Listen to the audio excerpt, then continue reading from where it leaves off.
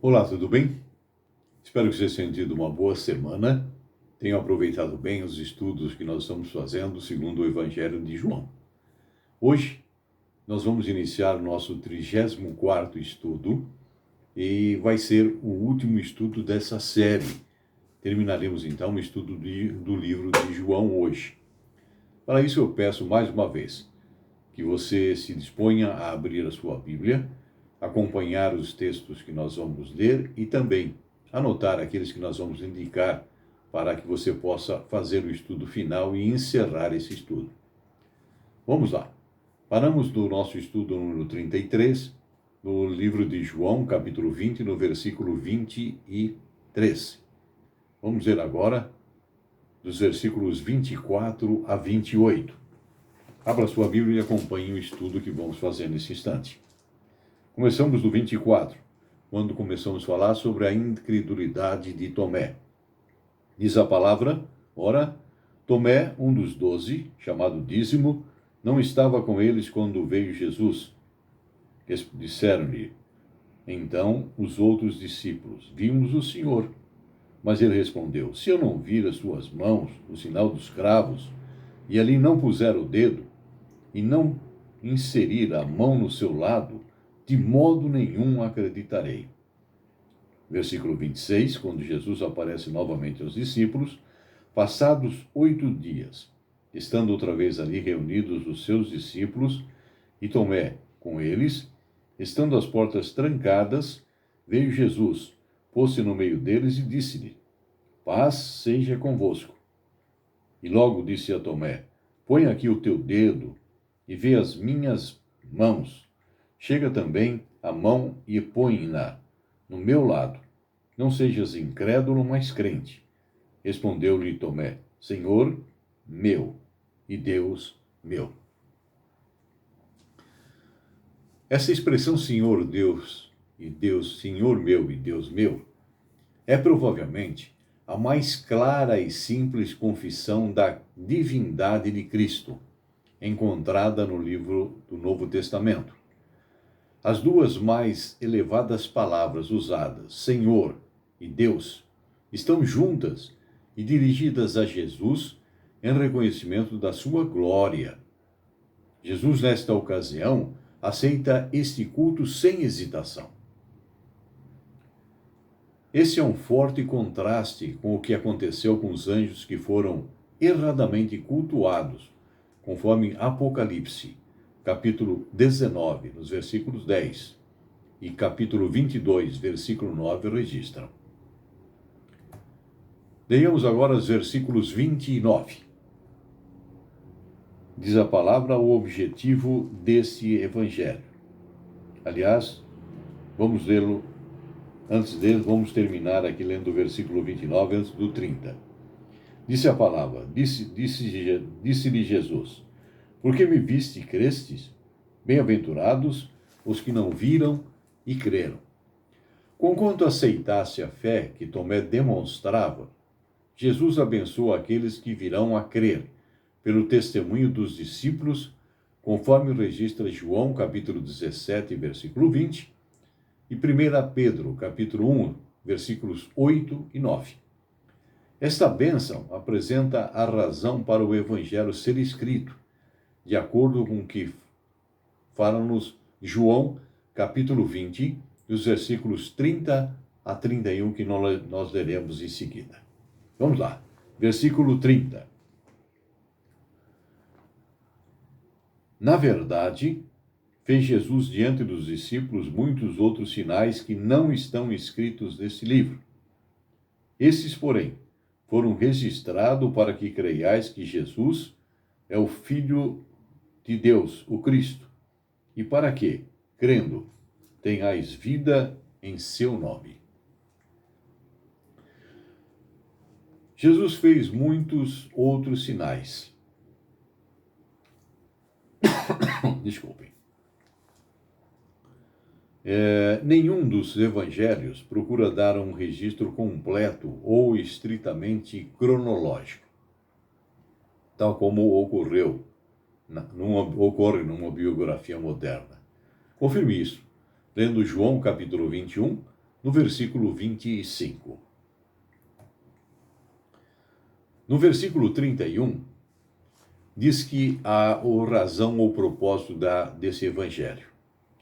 Essa expressão, isto é, foram registrados para que creais, afirma o propósito deste evangelho.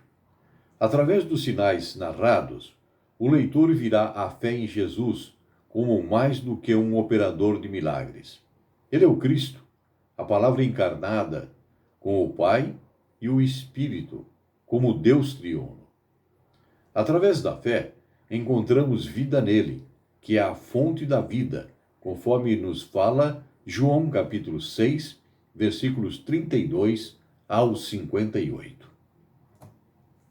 Vamos iniciar agora o último capítulo desse evangelho. Jesus aparece aos seus 7 discípulos. Diz a palavra, dos versículos 1 a 3. Depois disso, tornou Jesus a manifestar-se aos discípulos, junto ao mar de Tiberíades. E foi assim que ele se manifestou.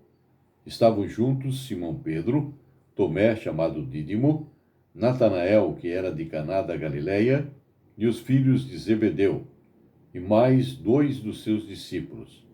Disse-lhe Simão Pedro, vou pescar. Disseram-lhe os outros, também nós vamos contigo.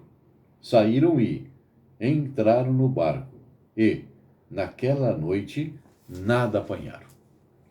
O capítulo 21 que nós estamos iniciando, e o último capítulo deste evangelho, verificamos que talvez Pedro, por ter negado o Senhor, tenha pensado que tivesse perdido o privilégio de ser uma testemunha da ressurreição de Jesus. No versículo 3 ainda, ele fala, vou pescar. Talvez Pedro, ou melhor, e naquela noite ainda não apanharam, que nós já vimos, né? Pescar à noite não era incomum. As circunstâncias são uma reminiscência da pesca maravilhosa que Lucas registra no capítulo 5, nos versículos 4 até o 11, e associada com a chamada de Pedro e dos outros evangelhos. Vamos ver agora versículo 4. João, capítulo 21, versículo 4. Mas, ao clarear de madrugada, estava Jesus na praia. Todavia, os discípulos não reconheceram que era ele.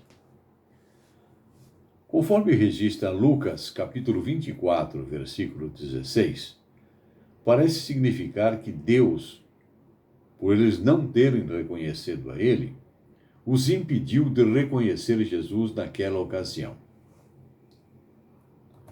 Leiamos agora os versículos 5 a 8. Diz a palavra, perguntou-lhes Jesus, filhos, tendes aí alguma coisa de comer? Responderam-lhe, não. Então lhes disse, lançai a rede à direita do barco e achareis. Assim fizeram e já não podiam puxar a rede. Tão grande era a quantidade de peixes. Aquele discípulo a quem Jesus amava disse a Pedro, é o Senhor. Simão Pedro, ouvindo que era o Senhor, cingiu-se com sua veste, porque se havia despido, e lançou-se ao mar. Mas os outros discípulos vieram no barquinho puxando a rede com os peixes, porque não estavam distantes da terra, senão quase 200 côvados. Há uma ordem de Jesus aqui, no versículo 6, lançai a rede. Lucas, no capítulo 5, no versículo 4 a 7, registra esse episódio da pesca maravilhosa, quando os discípulos atenderam a ordem de Jesus para lançar as redes, mesmo após uma noite mal sucedida. Agora, mesmo sem reconhecerem a Jesus, eles obedeceram à ordem dele. No versículo 7, aparece uma expressão que nos chama a atenção. Aquele discípulo a quem Jesus amava. João, no capítulo 13, versículo 23, relata que ele se refere a João, conforme vimos no estudo número 23, Aqui, ele foi rápido em reconhecer a Jesus. No versículo 7, acontece uma coisa interessante. Cingiu-se com a sua veste. Isso pode parecer estranho para alguém que estava para pular na água, colocar a sua roupa. Parece ser um gesto de reverência para com Jesus, diante de quem Pedro não queria aparecer despido. Leiamos agora versículos 9 até o 14. Ao saltarem em terra, viram ali brasas, em cima peixes, e havia também pão. Disse-lhe Jesus: Trazei alguns dos peixes que acabastes de apanhar.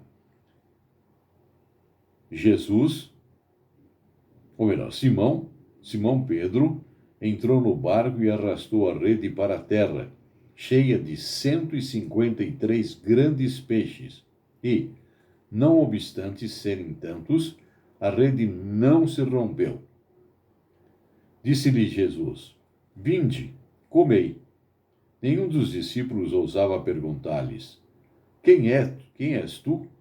Porque sabiam que era o Senhor.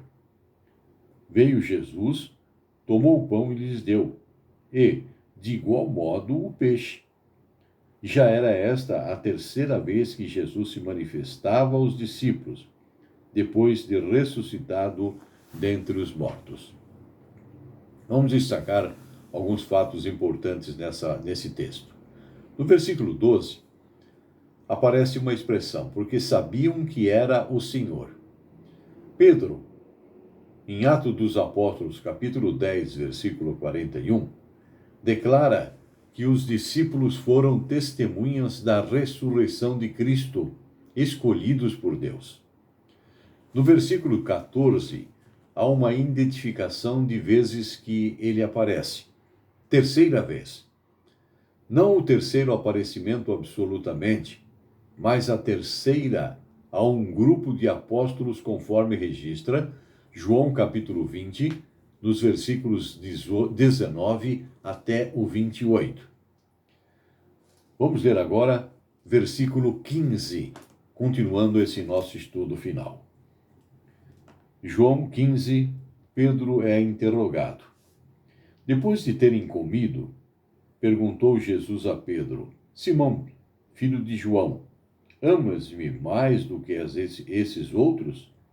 Ele respondeu: Sim, Senhor, tu sabes que eu te amo. Ele lhes disse: Apacenta os meus cordeiros. Jesus identifica João e a sua genealogia. Simão, filho de João. Jesus usou esse nome no começo da sua solene declaração, em resposta à confissão de Pedro, de acordo com o que nós vemos em Mateus capítulo 16, versículo 17. Nesse mesmo versículo, começa as perguntas de Jesus. Amas-me mais do que esses outros? É possível continuar essa pergunta de vários modos. Amas-me mais do que amas a esta rede e esta pesca? Veja o versículo 3. O verbo grego, traduzido aqui por amas-me, na pergunta que Jesus muda quando a pergunta é feita pela terceira vez, no versículo 17, e a resposta de Pedro tem esse segundo verbo em todas as suas respostas. Alguns têm pensado que aqui há uma diferença intencional no uso desses dois verbos que foram usados. É possível, mas não necessário, por duas razões. Primeiro, João alterna esses dois verbos em outras partes de seu evangelho. Em segundo lugar, outras diferenças de palavras nessa conversação não parecem indicar uma diferença de propósito. Por exemplo, apacenta os meus cordeiros e pastoreia as minhas ovelhas, ou ainda apacenta as minhas ovelhas, são todas expressões equivalentes. Nesse mesmo versículo 15 que estamos analisando, Jesus fala: apacenta os meus cordeiros. Apacentar ou alimentar minhas ovelhas e meus cordeiros, corresponde aqui à minha igreja, conforme nos registra João, capítulo 10, no versículo 14, e também nos versículos 26 e 27. Quando Pedro escreve a seus companheiros presbíteros, de acordo com o que nós lemos em 1 Pedro, capítulo 5, versículos 1 e 2, ele os incita a pastorear o rebanho de Deus, que está entre vós. É a expressão que ele usa, aparentemente tendo levado a sério as palavras que ouviu de Jesus. Leiamos agora versículos 16 e 17. Tornou-lhe a perguntar-lhes, pela segunda vez: Simão, filho de João, tu me amas? Ele lhe respondeu: Sim, Senhor, tu sabes que eu te amo. Disse-lhe Jesus: Pastoreia as minhas ovelhas. No versículo 17, pela terceira vez, Jesus perguntou: Simão, filho de João, tu me amas? Pedro entristeceu-se porque ele ter dito pela terceira vez: Tu me amas. E respondeu-lhe: Senhor, tu sabes todas as coisas. Tu sabes que eu te amo. Jesus lhe disse: Apacenta as minhas ovelhas. Nesse versículo 17 aparece a expressão terceira vez. Pedro ficou triste, não por causa da mudança de palavras nessa última pergunta, mas porque Jesus repetiu a mesma pergunta 3 vezes. Talvez Pedro se tivesse lembrado das 3 vezes em que negou a Cristo, de acordo com o que vemos em João, capítulo 13, versículo 38, e ainda em João, capítulo 18, versículo 27. Se Jesus pretendeu lembrar ou não aquele episódio, ele estava dando a Pedro uma oportunidade de confessar o seu amor e reafirmar a sua vocação para seguir a Cristo. Com este conhecimento, Pedro chama Jesus de Supremo Pastor, conforme nos registra primeira carta de Pedro, capítulo 5, versículo 4, onde lemos: Ora, logo que o Supremo Pastor se manifestar, recebereis a imarcessível coroa da glória. Leiamos agora os versículos 18 e 19. Versículo 18. Em verdade te digo, quando eras mais moço, tu te cingias a ti mesmo e andavas por onde querias. Quando, porém, fores velho, estenderás as mãos, e outro te cingirá e te levará onde não queres. Disse isto para significar que gênero de morte Pedro havia de glorificar a Deus. Depois de assim falar, acrescentou-lhe: segue-me. Vemos aí que Jesus faz uma menção que gênero de morte. É uma tradição antiga. Diz que Pedro foi martirizado, sendo crucificado de cabeça para baixo. No versículo 19 ainda, uma ordem de Cristo para Pedro: segue-me. Isto é, como a primeira chamada original feita por Jesus a seus apóstolos, de acordo com o que registra Mateus capítulo 4, versículo 19, e Lucas capítulo 5, versículo 27. Todo este incidente restaura Pedro ao seu lugar como um apóstolo, lugar que a sua negação ameaçou tirar dele. Leiamos agora versículos 20 até o 23. Diz a palavra: Então Pedro, voltando-se, viu que também o ia seguindo o discípulo a quem Jesus amava, o qual na ceia se reclinara sobre o peito de Jesus e perguntara: Senhor, quem é o traidor? Versículo 21. Vendo-o, pois, Pedro perguntou-lhe a Jesus: E quanto a este? Respondeu-lhe Jesus: Se eu quero que ele permaneça até que eu venha, que te importa? Quanto a ti, segue-me. versículo 23.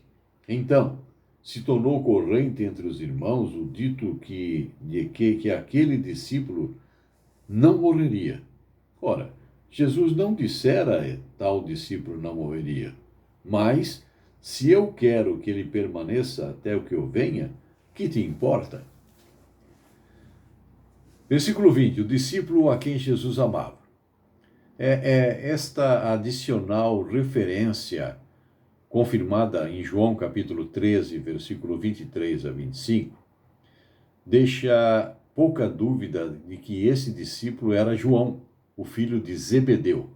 Sobre este assunto, assista novamente o estudo primeiro. No versículo 23, aparece a expressão aquele discípulo não morreria. Mateus capítulo 16, versículo 27 e 28, registra que, de maneira nenhuma passarão pela morte, ainda que esta afirmação tenha sido interpretada como se referindo à transfiguração, de acordo com Mateus capítulo 17, versículo 1 e 2, a linguagem implica num período mais longo do que uma semana somente. Outra possibilidade seria a referência à destruição de Jerusalém, conforme fala-nos Mateus capítulo 10, versículo 23. Mas o contexto aqui não está especialmente relacionado com o jugo de Israel. Mas provavelmente, a vinda do Filho do Homem aqui se refere com todo o processo pelo qual Jesus recebe o domínio, especialmente sua ressurreição, ascensão e o envio do Espírito Santo. Leiamos agora o versículo 24. Diz a palavra, testemunho de João, versículos 24.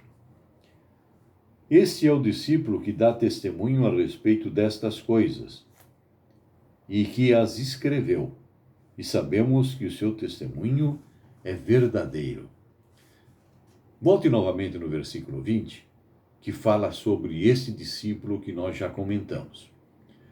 No versículo 25, vamos lê-lo agora também, há, porém, ainda muitas coisas que Jesus fez. Se todas elas fossem relatadas uma por uma, creio eu que nem no mundo inteiro caberiam os livros que seriam escritos. Nem no mundo inteiro caberiam. O autor aqui do livro usa uma hipérbole ou um exagero para acrescentar o fato de que os escritores dos evangelhos tinham de ser seletivos em relação aos fatos e detalhes em suas narrativas. Encerramos assim o nosso estudo do livro de João. Terminamos. Esperamos que vocês tenham tido oportunidade de realmente me acompanhar em todos esses 34 estudos que fizemos.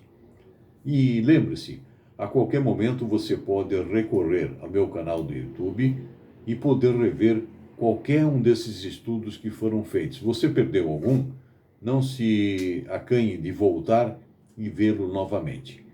Novamente eu peço a você que divulgue esse trabalho para que muitas outras pessoas possam também participar desse estudo. Muito obrigado pela sua presença, pela sua companhia.